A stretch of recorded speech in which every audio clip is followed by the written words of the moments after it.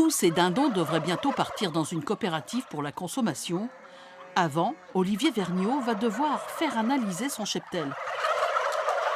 Son exploitation est dans un périmètre de surveillance à 20 km d'un cas avéré de grippe aviaire. Cet éleveur devra attendre pour remplacer ces volatiles. Au départ, on nous avait dit courant mai-juin. On pourra peut-être revoir pour remettre en place. Maintenant, on nous a parlé de juin-juillet.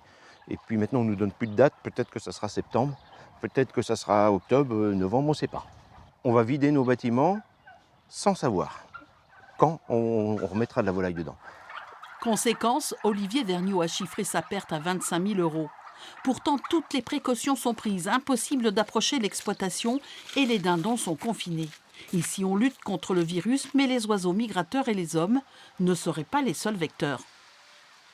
Il est probable que selon la direction du vent, si le virus est à un endroit, le vent venant par exemple du sud, peu importe, nous amène les virus, rentrant très rapidement dans un bâtiment, celui-ci encore plus ouvert. Mais de toute façon, tous les bâtiments sont ouverts d'une manière ou d'une autre, puisqu'il faut que les volailles respirent, c'est automatique.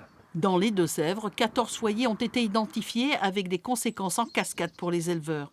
La filière craint la pénurie et demande un soutien de la part de l'État.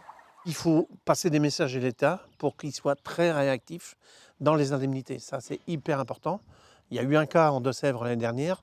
On a eu les aides 13 mois après. Ça, c'est pas concevable. Coopératives, abattoirs ainsi que les emplois indirects sont touchés. Une part importante de la filière avicole se situe dans les Deux-Sèvres et la Vendée.